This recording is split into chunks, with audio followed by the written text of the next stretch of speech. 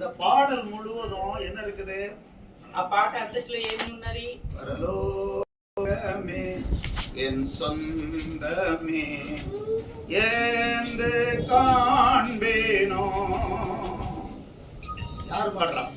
ఎవరు పాడుతున్నారు? யாருக்கு பாடுறா? ఎవరికి పాడుతున్నాం? நமக்கு தான் பாடி. మనకే పాడుకుంటున్నాం. அப்ப அவருக்காக நாம் செய்கிற ஒரு காரியமும் இல்ல. మరి ఆయన పట్ల మనం చేసే కార్యం ఏమీ లేదు. அவருடைய மரணத்து நிமித்தம் நம்முடைய வாழ்க்கையை ஆராய்ந்து பார்க்கும்படியாகத்தான் பாடல்களை பாடிக்கொண்டிருக்கிறோம். మరి ఆయన మరణమును బట్టి మన జీవితమును పరిశీలన చేసేటువంటి రీతిలోనే మనం పాడుతున్నాం. அதை சிந்திப்பதற்கு முன்பாக, దాన్ని ధ్యానించడానికి ముందుగా இப்பொழுது அவரை குறித்து என்ன எழுதியிருக்கிறது என்பதை முதலாவது சொல்லுகிறேன், கவனியுங்கள். ఇప్పుడు ఆయనను కూర్చున్నటువంటి కార్యం ఏమి వ్రాయబడి ఉన్నదో చెప్తున్నాను, గమనించండి. குடும்பத்திலே மொத்தம் 8 பேர் இல்லையா? 8 பேர். కుటుంబం నందు మొత్తం 8 கிட்டத்தட்ட என்னுடைய ஞாபகம் சரின்னா 7 பேர் முதல் ஆண்டவரை ஏத்துக்கிட்டாங்க. మరి నాకు జ్ఞాపకము సరిగా ఉన్నట్లయితే 7 ముందుగా వారు దేవుణ్ణి అంగీకరించారు. அதற்கு பின்பாக அருமையான சிஸ்டர் சந்திராவுடைய மனைவி பிள்ளை இல்லாதபடிக்கு அநேக வருஷமா ஜெபித்துக் கொண்டிருந்தோம். ஆண்டவர் ஜெபத்தை கேட்டால் அவர்களே ஆண்டவரை ஏற்றுக்கொண்டார்கள். మరి అటు పిమ్మట బ్రదర్ గారి యొక్క సత్యమని మరి వారు పిల్లలు లేనటువంటి పరిస్థితుల్లో దేవుని యొక్క వారు అడిగినప్పుడు దేవుడు అనుగ్రహించారు, వారు ప్రభువును అంగీకరించారు. అమ్మువే ఆండవర్ జపத்தின் மூலமாகத்தான் கொடுத்தார். మరి అమ్మును దేవుడు తన యొక్క వారి యొక్క ప్రార్థనను బట్టి ఇచ్చారు. கடைசியாக அருமையான சகோதரனும் ஆண்டவராகிய இயேசு கிறிஸ்துவை ஏற்றுக்கொண்டார். మరి ఆఖరిగా ప్రియులు సహోదరులు కూడా ప్రభువును అంగీకరించారు. குடும்பத்திலே ஒரு குறையும் இல்லை என்று சொல்லப்படுகிற அளவிற்கு எல்லாருமே தேவனை ஏற்றுக்கொள்ள கர்த்தர் கிருபை கொடுத்தார். அருமையான சகோதரனும் அந்த உன்னதமான శ్లాఖ్యத்தை పెట్టుకొంటారు.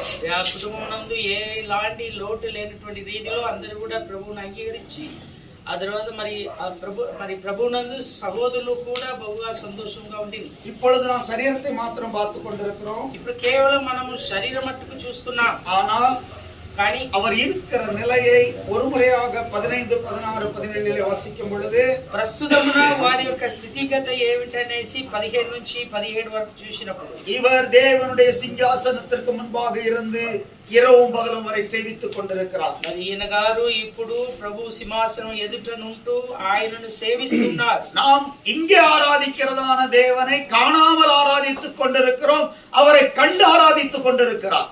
ఇక్కడ ప్రభువును ఆరాధిస్తున్నాము. ఎలాగంటే ఆయనని చూడకుండా, కానీ ఈయన గారు ఆయనని దర్శిస్తూ ఆరాధిస్తున్నారు. பவுல் சொல்கிறது போல இந்த தேகத்தை விட்டு பிரிந்து கிறிஸ்துவோடு கூட இருக்க எனக்கு ஆசை உண்டு. మరి పౌలు చెప్తున్నట్లు ఈ దేహమును విడిచి క్రీస్తుతో ఉండేటువంటి ఆశ నాకు కలదు. இயேசு கிறிஸ்துவை சத்தியதேவன் என்று நாம் அறிந்திருக்கிறோம். ప్రభు యేసు క్రీస్తును సత్యదేవుడిగా ఎరిగి ఉన్నాం. ஆனால் அவர் ஆவியானவராய் நம்முடைய மத்தியிலே இருக்கிறார், அல்லாது இப்பொழுது சரீர பிரகாரமாய் இல்லை. మరి ఆత్మదేవుడిగా మన మధ్యలో ఉన్నాడు కాక శరీరము నందు ఆయన ప్రభువు లేదు. ஆனால் சரீர பிரகாரமாக அவர் இருக்கிற வண்ணம் அருமையான சகோதரன் இப்பொழுது அவரை ஆராதித்துக் கொண்டிருக்கிறார். మరి శరీర ప్రకారంగా ప్రభు అయినటువంటి యేసు క్రీస్తును బ్రదర్ గారు ఆయనని కళ్ళారా చూస్తూ ఆరాధిస్తున్నారు. இனி ஒரு நமக்கு ஆறுதலான வார்த்தை என்னவென்றால், మరి ఆదరణ ఇచ్చేటువంటి మాట ఏంటంటే, இவருக்கு பசி இல்லை, ఈయనకు ఆకలి లేదు, தாகம் இல்லை, తప్పిక లేదు, வெயிலாவது உஷ்ணமாவது இவர் மேல் படுவதில்லை, ఎండ అయినను వడగాలి అయినను ఆయన మీద తగులదు. ஜீவனுள்ள தேவன் ஜீவ தண்ணீரண்டை நடத்தி இவருடைய கண்ணீரை முழுவதுமாய் துடைத்திருக்கிறார். జీవం కలిగినటువంటి దేవుడు జీవ జలములు బుగ్గల ఎదుగు ఆయన నడిపిస్తూ ఆయన కన్నులను తుడుస్తూ కన్నీటిని తుడుస్తున్నాడు. நான் விசுவாசிக்கிறேன், నేను విశ్వసిస్తున్నాను. இந்த இடத்திலே தன்னுடைய கண்களை மூடும் பொழுது, ఈ స్థలమున తన యొక్క కన్నులను మూసినప్పుడు, கண்ணை திறந்து பார்த்தால் కన్నును తీసి చూస్తే பரலோக வாசல் திறக்கப்பட்டிருக்கிறது. పరలోపు గుమ్మము తెరవబడి ఉన్నది. கோடான கோடி தேவதூதர்கள் மத்தியிலே, కోట్ల కొలది దేవదూతల మధ్య, கோடான கோடி பரிசுத்தவான்களுடைய மத்தியிலே, మరి కోట్ల కొలది పరిశుద్ధుల మధ్య பரிசுத்த பிதா, பரிசுத்த குமார, பரிசுத்த ஆவியானவர் அவரை கைகுலுக்கி உள்ளே வரவேற்று பரலோகத்திற்குள்ளே கொண்டு சென்றிருக்கிறார். పరిశుద్ధమైనటువంటి తండ్రి, పరిశుద్ధమైనటువంటి ప్రభువును, పరిశుద్ధమైనటువంటి పరిశుద్ధాత్మను మరి ఆయనను కరచాలం చేసి తన యొక్క సన్నిధానాన్ని స్వీకరిస్తున్నారు. హల్లెలూయా. హల్లెలూయా. హల్లెలూయా. துக்கிக்க வேண்டிய அவசியம் இல்லை. మనం దుఃఖించవలసినటువంటి అవసరం లేదు. அவர் நம்மோடு கூட இல்லை என்பதுதான் நமக்கு துக்கமே அல்லாது அவர் ஆண்டவரோடு கூட இருக்கிறார். మరి ఈయన గారు మనతో లేరు అనబడినటువంటి దుఃఖం ఉన్నది కానీ ఆయన ప్రభుతో ఉన్నారు. ఇప్పుడు தேவன் அவருடைய கண்ணீரை எல்லாம் துடைக்கிறவராய் இருக்கிறார். దేవుడు వారి యొక్క కన్నీటిని తుడిచేవాడుగా ఉన్నాడు. இதுதான் அவரை குறித்து நாம் அறிந்து கொள்ள வேண்டியதான விஷயத்தை வேத புஸ்தகம் தெளிவாக நமக்கு சொல்லுகிறது. మరి ఇదేనండి ఆయన గారిని కూర్చి పరిశుద్ధ గ్రంథం తెలుపుచున్నటువంటి విషయంగా గమనిస్తున్నాం. இப்பொழுது இங்கே இருக்கிற யாவருக்கும் ஒரு வசனத்தை வாசித்து ஒரு சின்ன விளக்கத்தை சொல்லி நான் முடிக்கிறேன். మరి ఇక్కడ కూడి ఉండేటువంటి మనకు కొన్ని మాటలను చదివి కొంత వినిపించాలని కోరుతున్నాను. ఉన్నத பாட்டின் புஸ்தகம் 8ஆம் அதிகாரம் పరమగీతము 8వ అధ్యాయము அதனுடைய 6வது வசனத்தை வாசிக்கும் பொழுது దాని యొక్క 6వ వచనము మనం చదివినప్పుడు மரித்த இந்த சரீரம் இந்த இடத்திலே இருக்க அவருடைய ஆத்மா தேவனிடத்தில் சென்றிருக்க உயிரோடு இருக்கிற நாம் புரிந்து கொள்ள வேண்டிய சத்தியம் இது. మరి మరణించినటువంటి వారి శరీరం మాత్రం ఇక్కడ ఉన్నాయి కానీ వారి యొక్క మరి ఆత్మ దేవునితో ఉన్నది. కానీ సజీవులుగా ఉండేటువంటి మన విషయం ఏమిటి? 8ஆம் அதிகாரம் 6வது வசனத்திலே 8లో 6వ వచనము நேசத்தை குறித்து நேசத்தினுடைய குணம் என்ன என்பதை ஞானியாய் இருந்ததான சாலமோன் எழுதுகிறார். మరి ఈ లోకం నందు సర్వజ్ఞానం కలిగినటువంటి సొలొమోను ప్రేమను గురించి ఇక్కడ వ్రాస్తున్నాడు. அந்த வார்த்தையை மாத்திரம் நாங்கள் வாசிக்கிறோம். ఆ మాట మాత్రమే చదువుతున్నాం. நேசம் மரணத்தை போல் வலிது. ప్రేమ మరణము అంత బలవంతమైనది. நேசம் மரணத்தை போல் வலிது. ప్రేమ మరణము అంత బలవంతమైనది. நேச வைராக்கியம் பாதாளத்தை போல் கொடியது. మరి ఈర్ష్య పాతాళమంత కఠోరమైనది. ரெண்டு வார்த்தையை இங்கே ஞானி எழுதுகிறார். రెండు మాటలను ఇక్కడ జ్ఞాని రాస్తున్నాడు. ఒకటి மரணము, மற்றொன்று பாதாளம், రెండవది పాతాళము. இப்ப இந்த ரெண்டையும் அவர் எழுதும் பொழுது ఈ రెండింటిని వ్రాసేటప్పుడు ரெண்டுக்கு விளக்கம் கொடுக்கிறார். రెండింటికి ఆయన స్పష్టత ఇస్తున్నాడు. இந்த அன்பு எப்படிப்பட்டதா? ఈ ప్రేమ ఎటువంటిది? மரணத்தை போல வல்லமை உடையது. మరి మరణము వలె అది బలవంతమైనది. இந்த மரணம் என்று சொல்லும் பொழுது இந்த உலகத்தில் இதை விட பலமானது ஒன்றுமில்லை.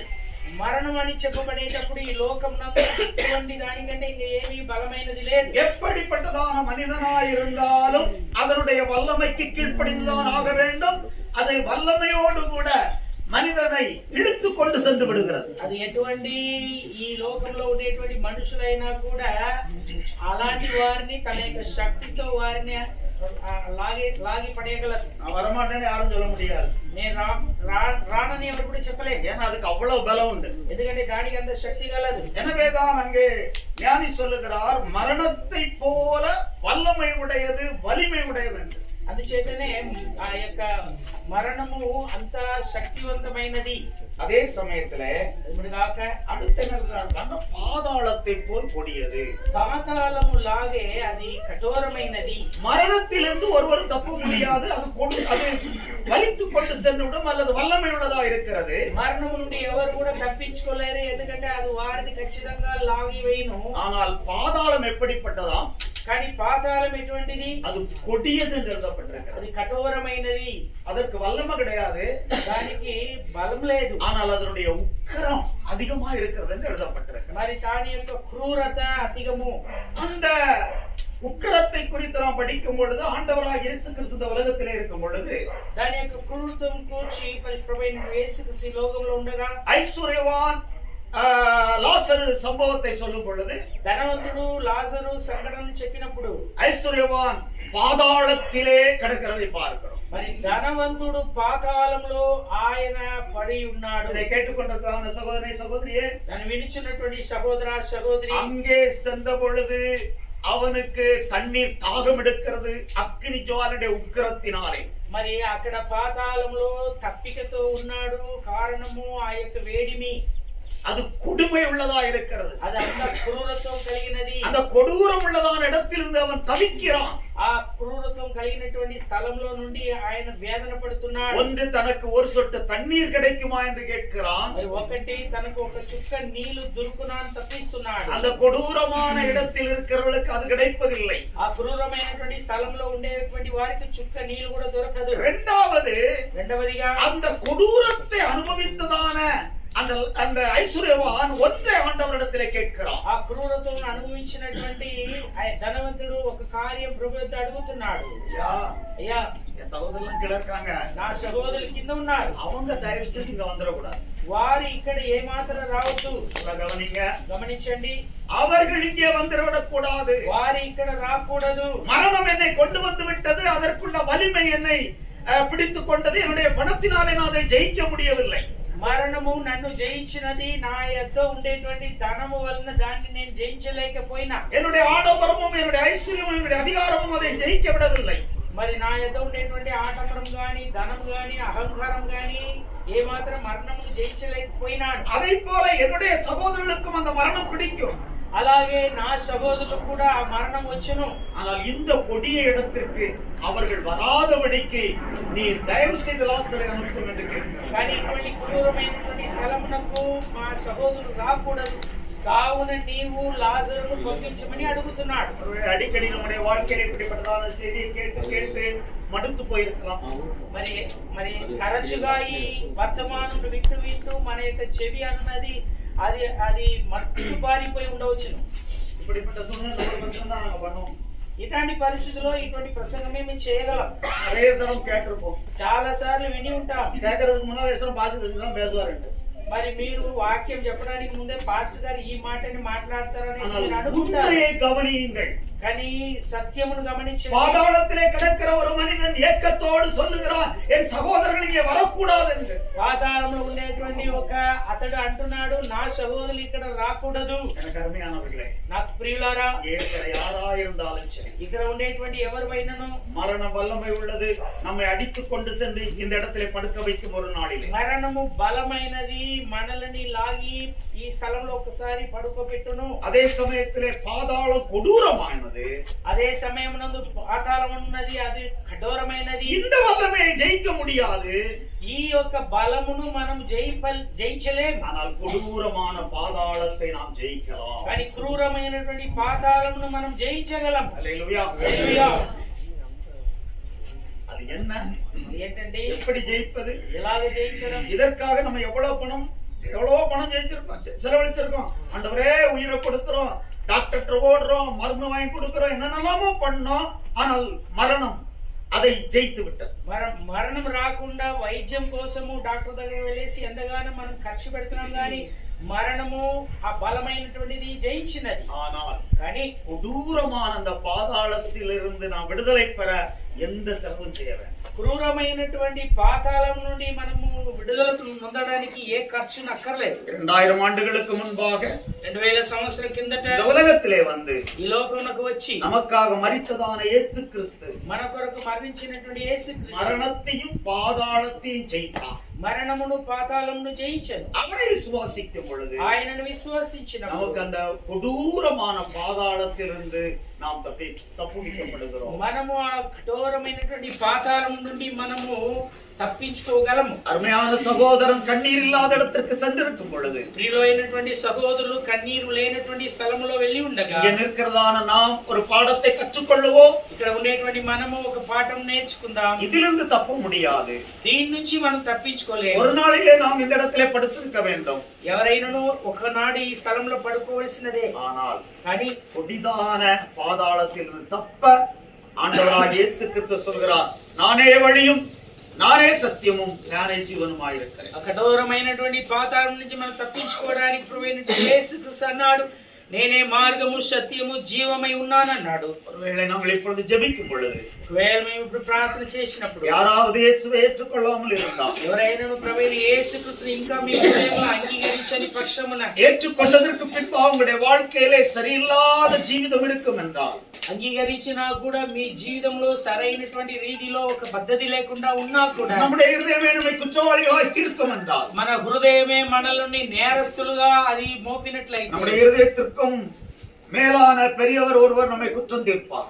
మరి మన హృదయం కంటే గొప్ప అయినటువంటి దేవుడు మన మీద ఆయన న్యాయం తీర్చును. அதற்கு முன்பாக దాని ముందుగా தேவ சமூகத்திலே நம்மை தாழ்த்தி ஒப்பு கொடுப்போம். దేవుని సన్నిధానంలో తగ్గించుకొని అప్పగించుకుంటాం. மரணம் எப்பொழுது வருது என்று எங்களுக்கு தெரியாது ஆண்டவரே. మరణం ఎప్పుడు వచ్చినా మాకు తెలియదు. எந்த நிமிஷத்திலும் எங்களை சந்திக்கலாம். ఏ క్షణమైనా కూడా మా ఎదుగు ஆண்டவரே, உங்களுடைய பாதத்தில் வந்து நிற்கிறோம். இந்த இழப்பின் நேரத்தில் நீர் எங்களுடைய ஆண்டவரே ஆறுதலாக இருக்கிறதற்காக நன்றி செலுத்துகிறோம். ஆண்டவரே, அந்த அருமையான சகோதரருக்கு நீர் கொடுத்த நல்ல வாழ்க்கைக்காக நன்றி. ஆண்டவரே, அவரை மற்றும் ஒரு குடும்பத்தையும் ஆண்டவரே உறவினர்களையும் நீர் தந்ததற்காக எனக்கு நன்றி செலுத்துகிறோம். அவர் உமக்கென்று ஆண்டவரை சாட்சியாக வாழ்ந்து ஆண்டவரை மறிக்க தேவன் தாமே கொடுத்த கிருபைக்காக எனக்கு நன்றி செலுத்துகிறோம். உங்களுடைய குடும்பத்தினரை உங்களுடைய ஆறுதலினால் நிரப்புவீராக என்று நான் இயேசுவின் நாமத்தில் ஜெபிக்கிறோம்.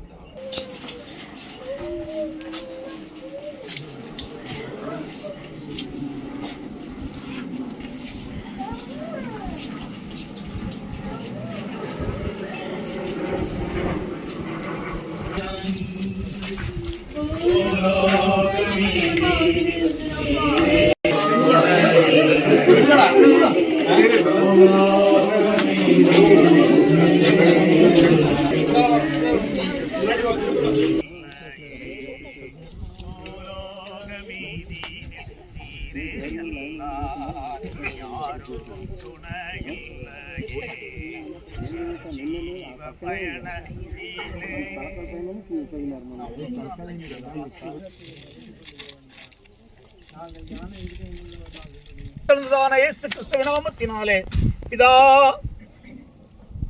குமாரன், பரிசுத்தாவின் நாமத்தினாலே மனுஷனே மண்ணாயிருக்கிறாய், மண்ணுக்கே திரும்புவாய்.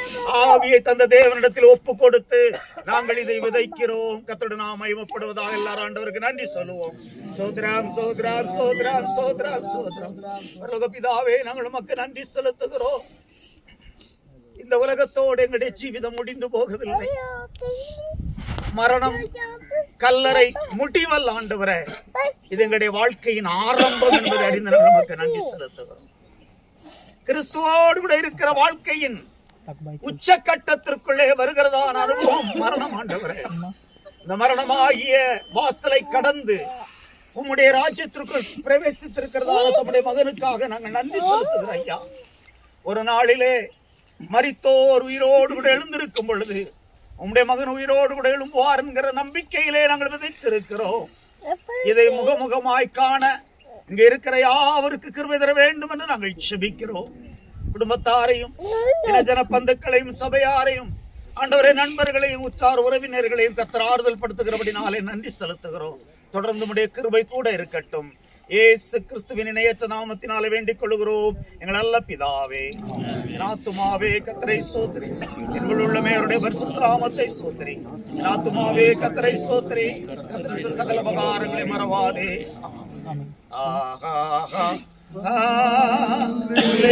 ஹல்லேலூயா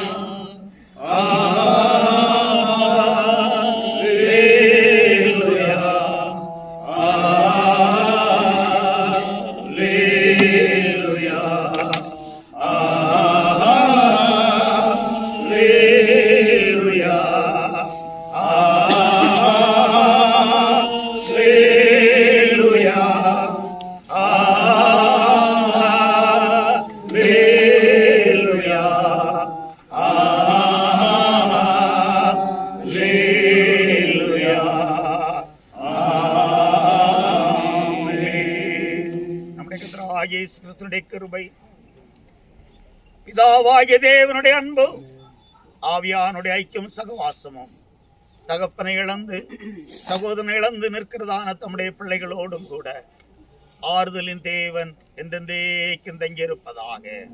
அல்லேலூயா, அல்லேலூயா, அல்லேலூயா.